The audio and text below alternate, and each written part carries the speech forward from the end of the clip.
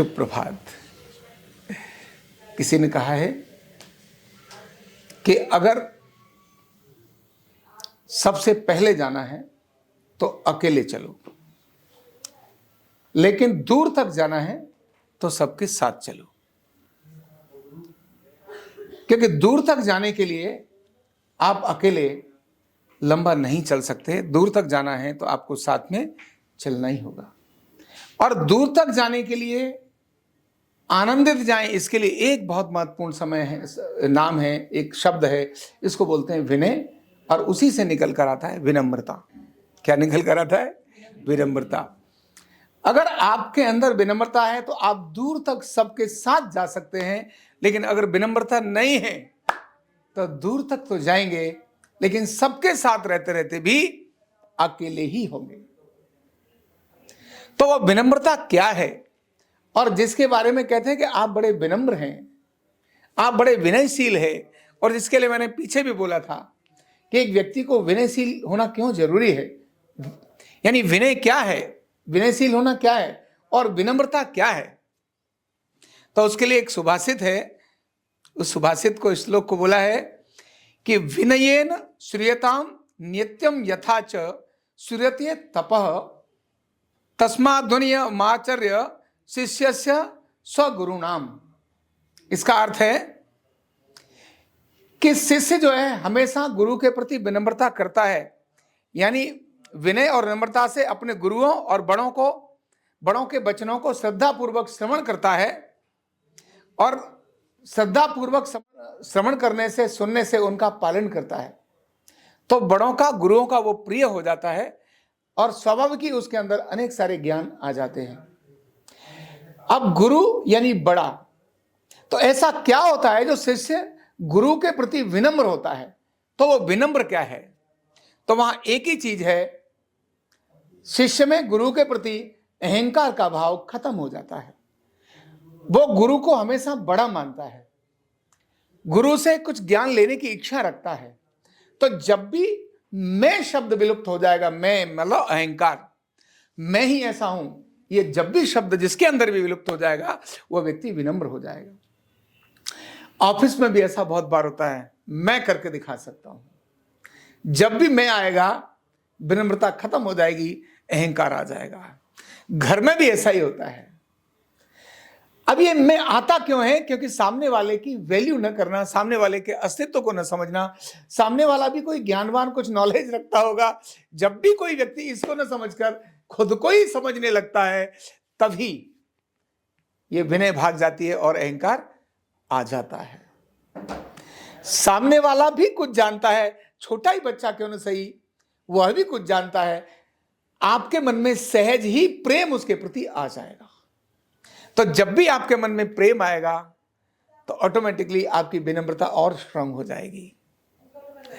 तो अहंकार के भाव को छोड़कर दूसरे के अस्तित्व को स्वीकार करना, और जब भी बात करना, सामने वाला भी कुछ जानता ही है, सामने वाला भी तो कुछ नॉलेज वाला है। जब भी इस भाव को रखेंगे, आपका अहंकार खत्म हो जाएगा। और दूर तक जाना है तो दूसरों के अस्तित्व को स्वीकार कर, बड़ों के प्रति विनम्र होना।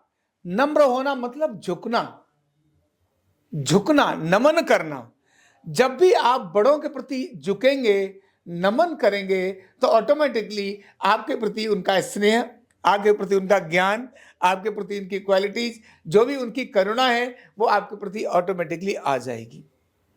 तो साथियों के प्रति भी विनम्र होना। मैंने बहुत सारे लोगों को देखा है, ऐसे बहुत बड़े विद्वान और वक्ता, आपने भी अनेक सारे लोगों को देखा होगा, जब भी वो कहते हैं, वो अपने को नहीं, भगवान को ही बड़ा मानते हैं। मैं नहीं, वो है, मैं नहीं, मेरे गुरुओं में ये ताकत थी, उनके कारण मैं हूं। जब भी व्यक्ति बोलेगा नहीं मैं ही हूं सब कुछ, अहंकार आ जाएगा, विनम्रता खत्म हो जाएगी और डिस्कनेक्ट होना शुरू हो जाएंगे। इसीलिए जब भी अपने से बड़े के अस्तित्व को हम मानना शुरू करते हैं, स्वीकार करना शुरू करते हैं, तो ऑटोमेटिकली हमारे अंदर झुकना आ जाता है, हम हृदय से हल्के होना शुरू हो जाते हैं। जब हम विनम्र हो जाएंगे तो हम निरोगी होंगे, और जब विनम्र नहीं होंगे, अहंकारी होंगे, तो हम रोगी हो जाएंगे। इसीलिए आपने कार्यस्थल पर भी आने वाला पेशेंट है, उसके प्रति भी विनम्र, वो बड़ा है, हमसे बड़ा है, हमको उसके प्रति झुकना है, उसकी बात को सुनना है, उसकी बात को मानना है। जिससे भी हम कुछ सीखना चाह रहे हैं, हम कहीं भी रास्ते में जा रहे हैं, कोई भी अपने से बड़ा है, झुकने का मतलब सरेंडर गलत बातों पर नहीं। झुकने का मतलब है हम आपको प्रणाम करते हैं, आप बताइए आप क्या कहना चाहते हैं। नहीं नहीं, ये ठीक नहीं है, ये ठीक, इसको आप प्लीज करेक्ट करिए, आप मुझे बताइए ना, मैं वो काम करूंगा। तो विनम्रता मतलब हृदय से नमन करना, हृदय से झुकना, लर्निंग की भावना रखना, रेस्पेक्ट इसी को बोलते हैं। जब जब ये भाव आपके अंदर बढ़ेगा तो ऑटोमेटिकली आपकी प्रगति होगी, आपकी उन्नति होगी। और सफलता के लिए जो एक बड़ा सूत्र चाहिए और वो है विनम्रता। और आज के समय सबसे अधिक कोई चीज गायब होती है तो वो क्या होती है? विनय। विनयशील होना मतलब प्रार्थना वाला होना। कहते हैं ना, विनय न मानत जल जड़, गए 3 दिन बीत। भगवान श्री राम ने समुद्र के सामने विनय की, प्रार्थना की। प्रार्थना करना, विनय करना। और प्रार्थना कभी भी अहंकार में नहीं होती है। मैं आपके हाथ जोड़ रहा हूं, मेरी बात मान लो, ये कभी विनय नहीं होता है, ये तो अहंकार होता है। तो विनय क्या है? हमेशा नमन करते हुए, सामने वाले के अस्तित्व को बड़ा मानते हुए, ये होती है।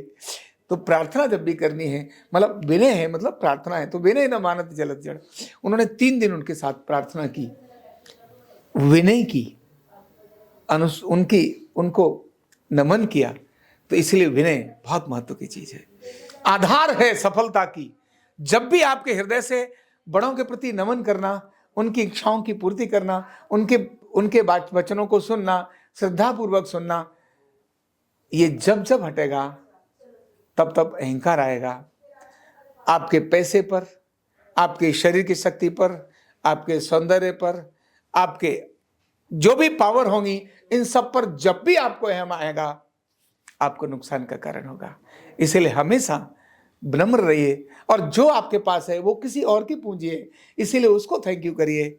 जब भी आप थैंक यू करना शुरू करेंगे, ऑटोमेटिकली विनम्र, ऑटोमेटिकली नमन करने वाले हो ही जाएंगे।